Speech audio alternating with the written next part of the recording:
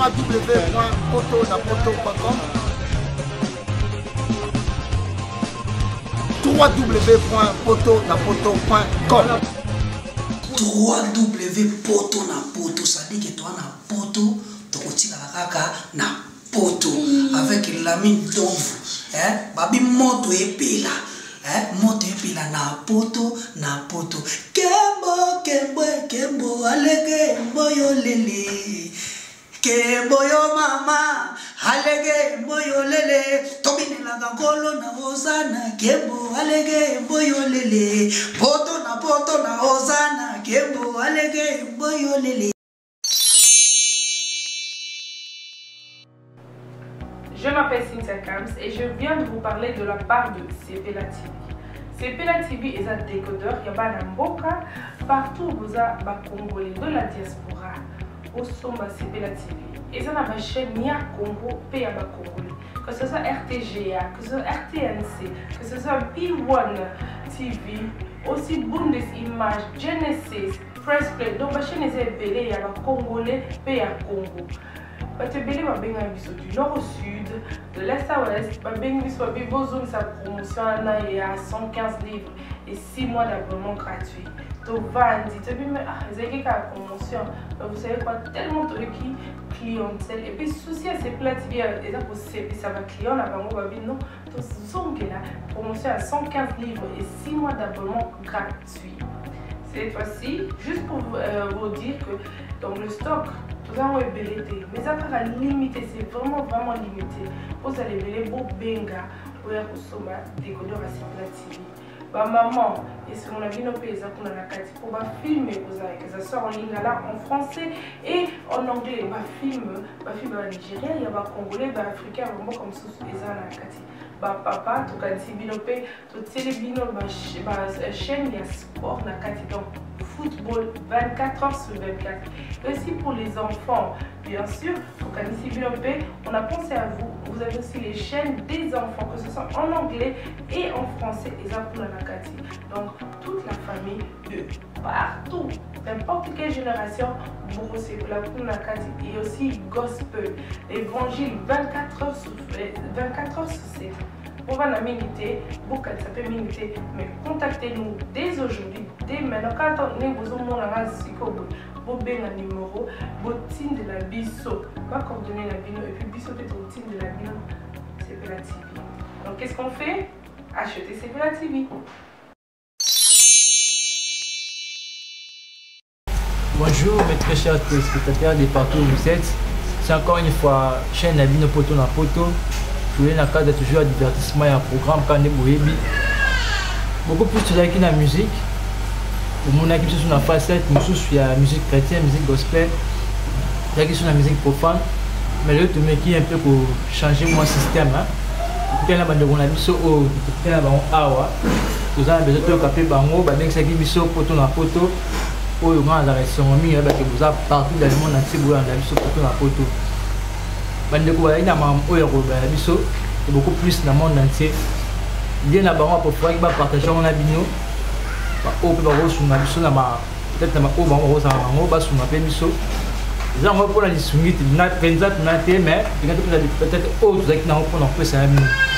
Je m'avais directement salué mes invités et puis nous allons commencer na bango pour ba source il y a problème source peut-être il y a comme la biso ah ça c'est Jessica. Bonjour. Bonjour monsieur Diop. Nous allons bien, merci. En tout cas, on a préféré, plus de la culture, c'est pour la terre de la mission.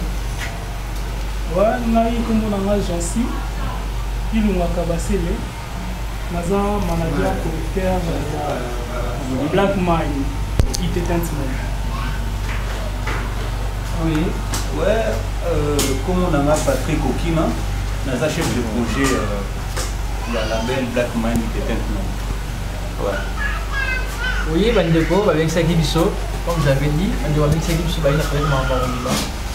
on a préféré tout le monde pour tout cas de qui est évolué pour envoyer par si la moyenne de ce cas c'est la Sika. Premièrement, je vais saluer mon boss, l'ami Lobo, merci de l'opportunité au Sagibiso. Il y a une publication encore une fois, je vais cacher un peu pour tout la photo. Bandeko, là, on va insister, on va oui, Ndeko. ceux qui m'ont expliqué que sur Tina Boye, il y a aussi. Tina Boye, il y a Katina et Sika. C'est ça que Bissot Oza, label, il y a production. Black Mine, it est un semaine. On a pour expliquer, Black Mine, on dit peut-être déjà l'anglais. Et bien, les gens peut-être la difficulté, on y a un mot en anglais. Black Mine, it est un semaine et l'ini Kolobaboe. Ensemble, il y a des valeurs culturelles et pesami na maele ya motomundo. Donc, ensemble de valeurs culturelles produites par l'intelligence noire.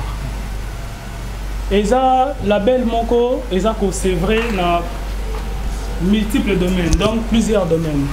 Toza na musique, na théâtre, cinéma, dessin, art, culture, portrait. Donc, disons, Toza couvre dans le domaine il y a culture. C'est pourquoi venir na biso lelo et pas na yo, na poto, ils ont juste à faire voir na monde.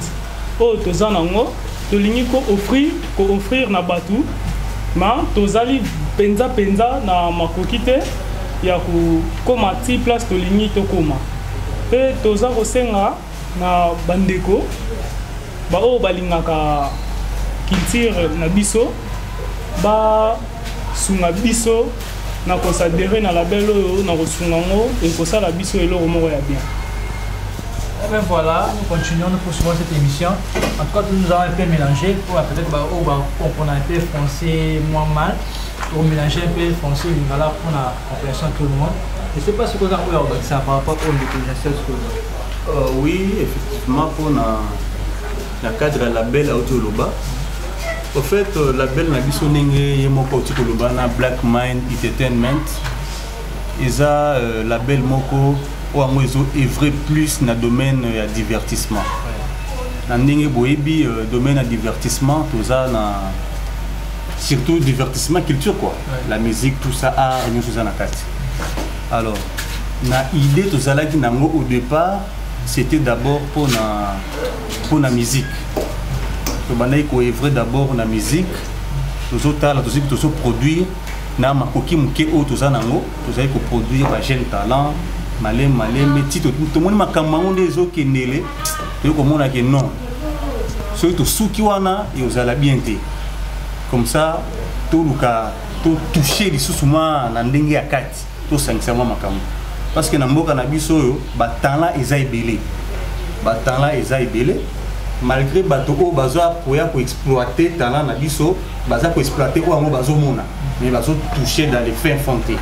Parce que biso, nous avons un assez, pour matière vraiment l'écoloté. Alors, l'environnement nabiso assez, il y a un autre vraiment, point de pour toucher vraiment trop.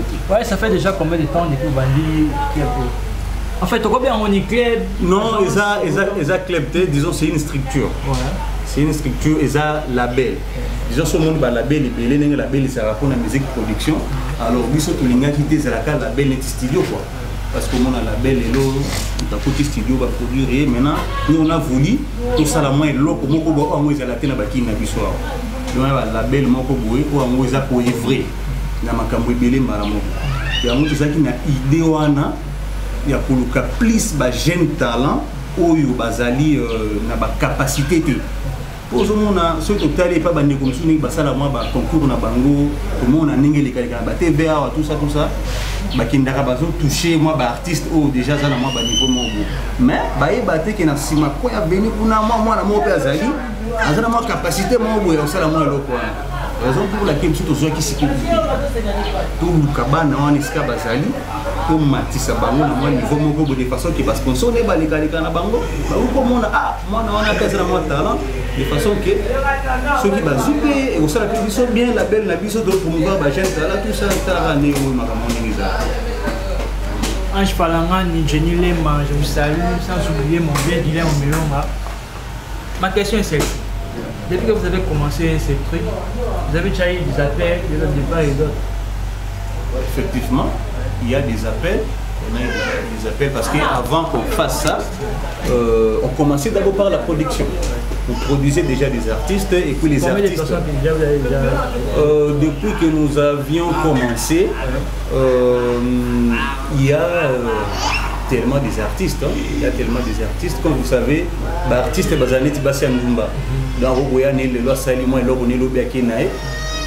les artistes tous en Abango, les lots ou à produire vraiment Baza 7. À part nous sommes en studio, tout ça, on a plein de musique. Maintenant, l'artiste Bazali toujours produire Bazali. Prochainement, l'émission tout ça là, vous allez payer à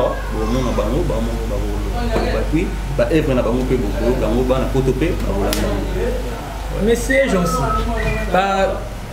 Bah domaine niveau pour la bourse pour que a duré autant la fois ça bah na moyenne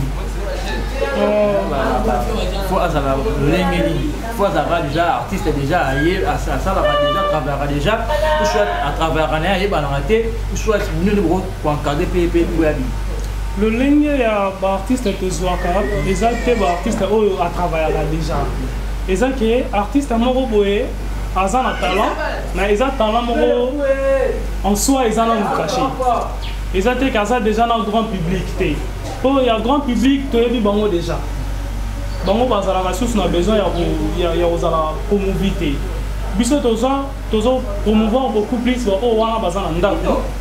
Tozo bimisa bango na monde de musique au eza libanda. Donc et l'euro vraiment, tu joues la bango et motuya, et ça beaucoup plus talent na bango au bazalango, amour au bazalango pour le travail baza. Yangonde et l'euro et captara am na biso na ko jouer bango. Et ce n'est pas tout artiste au bazan anda kunde to jouer non. To ça la casting, to passer na casting. Artiste au a se pelisa ka jury na biso pour to na jury. Il y a un artiste qui s'il vous plaît, jury dans combien de personnes? Jury na biso eza jury à 6 personnes. 6 personnes wana ba votaka après ba vote nde ba désignaka artiste nini to ki ko produire. Pe ba o batikali wana to écartera bango te. Baza toujours na label, mais wana siko ba komi ba artiste moko to komi ko préparer. To komo la sa bango et là on va ça là bas point on a eu que ça on va pas comment na ba point oyo baninga oyo to répéter qui baza na ngo. Donc baza artiste moko encadré na kati ya label. Tampé et Yaka, le même artiste wana te rappeler lisusu aye lisusu na deuxième casting pour azala sikolo artiste publié aujourd'hui aux la produit na label. Ça fait déjà combien de temps?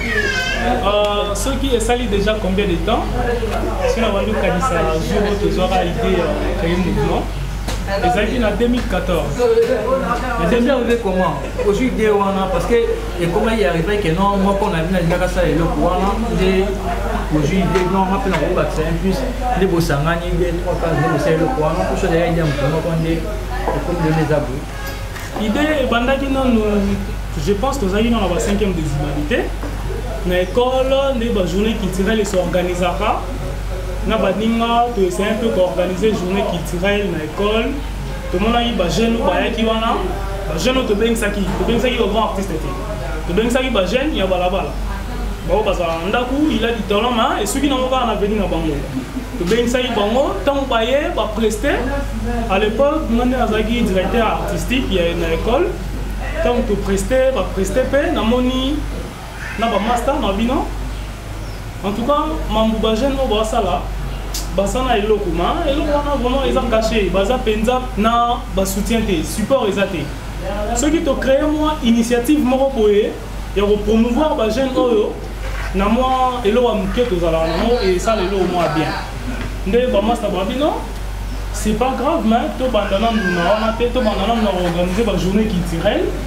Mais le roi de ça, déjà par la piste, tout pendant qu'on organiser la place Moussoussou, tout pendant qu'on organiser la journée culturelle, tout pendant qu'on organiser la journée culturelle dans l'école Moussoussou, en 2015, en 2013, nous avons créé le premier label Nabiso, et c'est là qui Black Mine Entertainment. Na Black Man Entertainment, l'évolution dans les bandes zala, tu vas produire beaucoup plus d'artistes déjà tu sois dans l'école.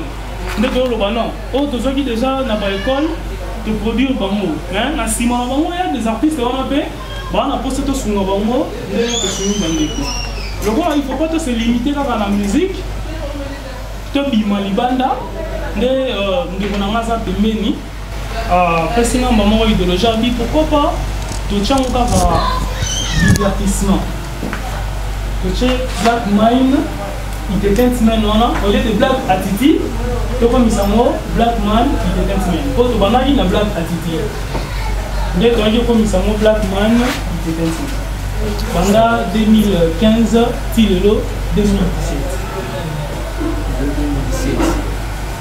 bino moko boza baartiste bino mpe entre bino ozala na baartiste boya eza na talent na bino nde bolinga bosangisana bango bia bosalaka ndenge bino mpe na kati ya bino boza na baartiste parmi baentete ya Black Man noir ya aussi baoyo mpe baza mpe baartiste déjà parmi baentete ya Black Mine baoyo baza baartiste bon naloba mpenza te po ndeko na ngai oyo aza pembeni ye aza artiste mpenza te mais aza beatmaker ye beatmaker. Moi je voulais parce que il y a quelques mots peut-être que vous avez ça beaucoup plus mais bien monter banda surtout voilà moi je me si vous venez c'est la monnaie c'est bon monnaie ça peut bien plein bien monter parce que bien aussi pour Hollande à travers un mot au Loba vous mettez un peu vous définir en une autre manière parce que voilà on va comprendre un peu bah mon terme merci ndeko dio beatmaker elingi kolobake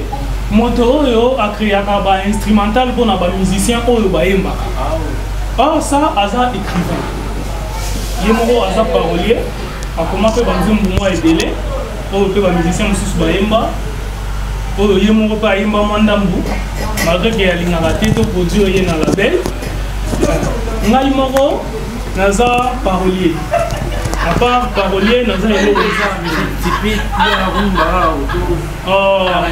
en fait nga naza parolier moko naza na domaine oyo nazoyeve te parce que nazalaki mpenza encadré te nakomaka genre nyonso ya musique religieuse profane soki nayoki na bando compte na carnet nanga nakomi ata ba 200 oyo mpe napesa bato bon ngai mpenza nga moko natekelanga na musicien te ma tozalaki na mpe na biso moko na veni miau mpe ya sona akufa déjà na bandaka kopesa ye banzembo abandaka kobeta le leader kachama et à part ça nga moko mpenza koteketa musicien na moto. Il y a aussi quelques gens où il y a plus de kachama mais ça va super bayimba ça c'est pour vous ouais bah nzembo zali bele meti nzembo ya machoko no monguli mai monguli mazazuro ebeta pas faire on les a pris dans là on a vu tango apesa l'idée à kachama inde apesa pas faire. Félicitations, en tout cas merci en tout cas la Congo vous avez un artiste très talentueux mais beaucoup plus on a préféré mais pourquoi pas dans la moitié pourquoi pas Congo un Black Man ou un bouchon dans le village je choisis vraiment mon boulet pour les faciliter tout bas dans la facilité pour nous séparer au Niger on a dit notre manière là vous chez Congo vous nous valoriser un peu plus comme modeste je sais pas selon moi je pense que Hollande c'est pas mon papa moi on sait tout à l'image bon pour na moi na anglais na ningi makambo zotambola lelo bon wana longono na cadre musique mwandam na ningi makambo etambola lelo et comment peut moi pardon non connaissance anglais c'est na tout sur le monde qui bon et bon pourquoi pas culture na biso ya Kenya wana Congo en fait to valoriser monter ya wana esika na zokoma culture na biso ya Congo eza la culture mongo et ça peut traduire pour ceux qui moni donc ya Black Mind wana eza état d'esprit pour eux matina négative par exemple pour ma Black Mind l'ensemble des valeurs culturelles produites par l'intelligence noire aux monde donc biso ce que tout le monde na niveau ni autant que tu le quand tu tiens au Congo les valeurs na biso ya Congo tout ça ya mo awa mais pour les ala pe ouvert na sur le plan international mais bazo mona que non pour on betami na anglais boy mais en français le bibo. Mais par rapport à ba événement à ba activité où on a le baki na ibandira ou tu na musala. Donc tu balabuzana batel. Par exemple tant mazala ki na boma kuna. Na mona ki balinga na biso mo bolone ba kuna mo ba mundonde za la mo trop. Et comment que festival vraiment festival à Man, festival de la paix. Bon festival à Man, c'est normal. Biso sikoyo na cadre ya festivité na biso poto bana promouvoir ba jeune talent o bana mike wana tozana ba idée que tant tozo promouvoir to sala mon festival moko boye de façon que ba jeune mike ba mata par exemple let au monde na to sala wa jeune rêve to tia en anglais les festival tozo préparer jeune rêve donc ba kokota ba beti na bango to pesi bango ba trophée tout ça festival moko jeune rêve abimi mbala moko boye ba éviter mais azuma trophée ni moi tena ndao j'ai un rêve et bandwana donc to ba usala ba thème à chaque fois qu'ils ont organisé ba de thèmes en anglais les arabes ba thème na biso maka mamuka donc juste Black Mind wana au fait des éléments mo facilité petara ni maka muta. Bon anniversaire à toi Shadak Bokoko Gadis Lelo, je te salue, bon anniversaire aussi à toi. Je salue aussi Yodi Bokoko ainsi que mon caméraman d'aujourd'hui, mon assistant caméraman. Léo Matumona. Alors, tu vas continuer. Je suis peut-être un producteur, moi, mon ami. Genre, qu'il y a aligné, à soi relève. Donc, peut-être à soi là, qui nous beaucoup moins. Il y a n'est-ce pas comment est-ce que j'ai. Qu'est-ce que c'est votre petit? Ce producteur, mon ami, avant de diriger l'ISO. Médiation maladie, la belle est comme elle est. Nous commençons au travail. Est-ce que c'est possible? Est-ce possible? Pourquoi pas? Est-ce possible? Pour vous aider, nous savons monter pour la biso, nous savons monter pour la base. Ce qui nous aligne pour tout de nous, c'est pas grave à audio y en a. Bon, pour nous, comme entreprise, nous soutenons ça. Nous avons un partenariat. On travaille en collaboration, en partenariat. Et c'est un problème. Et là, comment on peut sali l'idée pour un artiste et mais l'idée pour l'artiste, c'est comme un seul pour nous. Nous avons besoin après de travailler dans l'issue.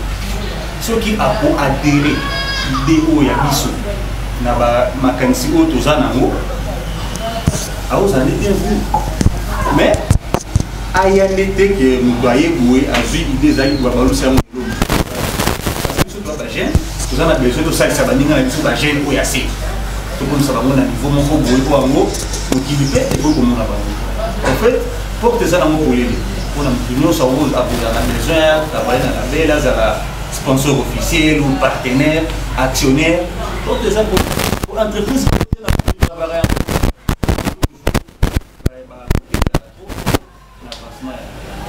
toute façon, là, je suis vers la fin. Maintenant, je voulais demander. Il gagne un bino au Bousan pour la Black Man pour la belle chose. Qu'est-ce que vous pouvez voir? Soit il gagne un bino pour la Bousan pour la voilà, il gagne un bino pour la soutien. Qu'est-ce qu'il faut faire? Ce qu'il faut faire pour la soutien. Il y a un mouvement de loin, on a posé à soutenir le bino. Alors, ça nous dit. Dans 081 63. Ah, il faut qu'on a plus de 143. On va aller dans la RDC. Plus de 143. Nanzela Singa, on a plus 243 81 63 06 929. Passage chez nous. Est-ce qu'on peut retenir pour la passage chez nous la photo de la photo? Passage chez nous. Est-ce qu'on peut retenir?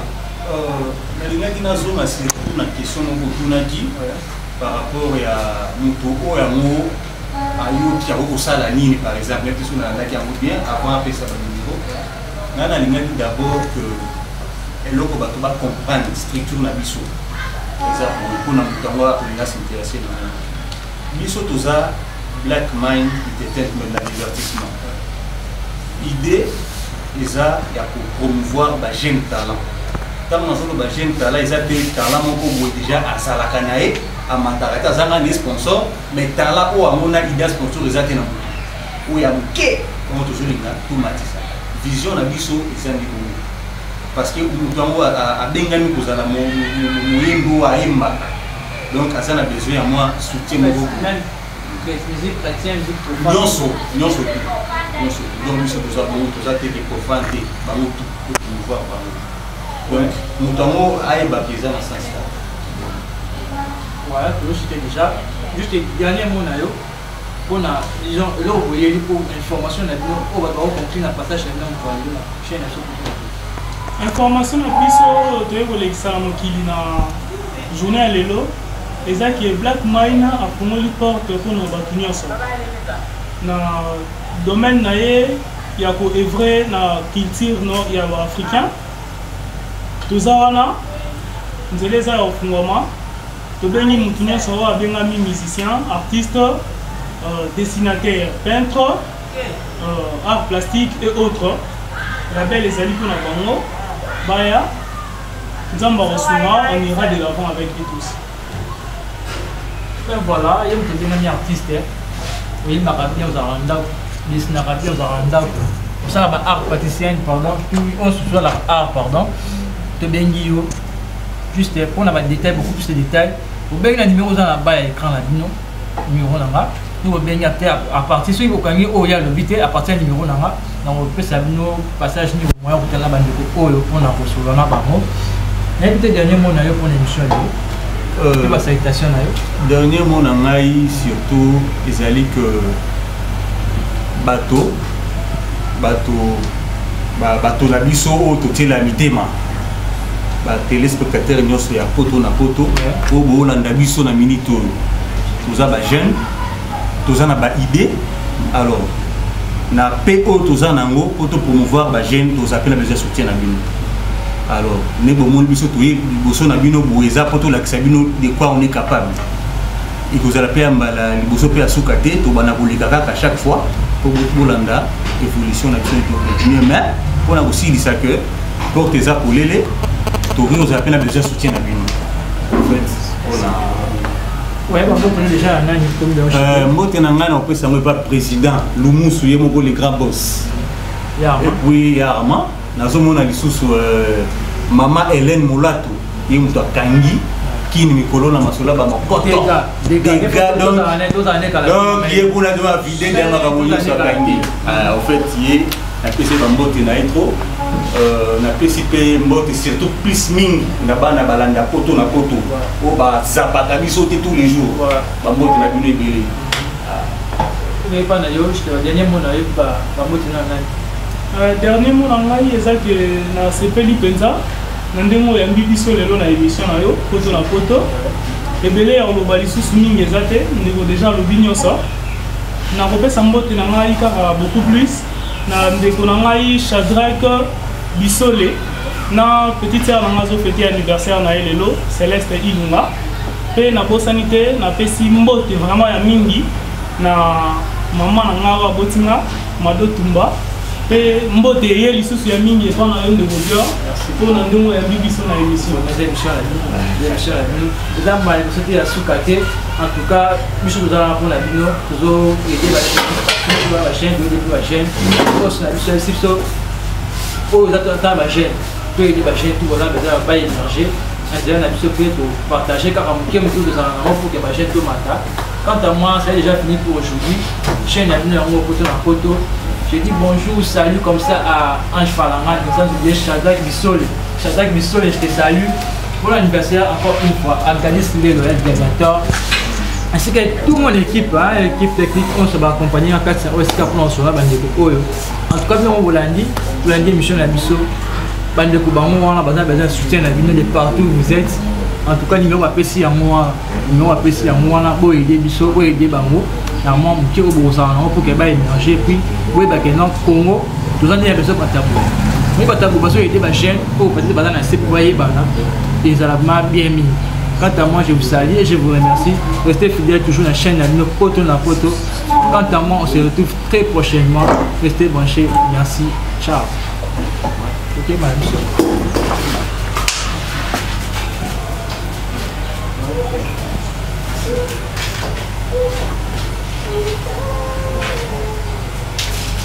Babi na otala nga binote na soena mutute me na otala binote na otala binote babi poto na poto poto na poto www.potonapoto.com c'est-à-dire que bilengela na ka babi biso na bango bokesene ezali ezali ko bokesene ezali ya bokesene makas poto na poto www.potonapoto.com Olingos information, Olingos information culture, il y a balle, il y a politique, il y a betanoka www.potonapoto.com na tunité to bomana, webi pebi no pe potonapoto boalo yenge mekas, c'est-à-dire na personne no ba mbote belé na loba mingi te pema na moi ça zemi, pema na auto ça l'avortement précoce. www.potonapoto.com www.potonapoto.com www.potonapoto, ça dit que toi na poto, tokotika kaka na poto avec l'ami d'ombre, babi moto epela, moto epela na poto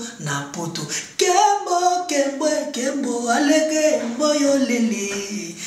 Kembo yo mama, alege mboyo lele, tobine la gangolo na ozana, kembo alege mboyo lele, poto na ozana, kembo alege mboyo lele.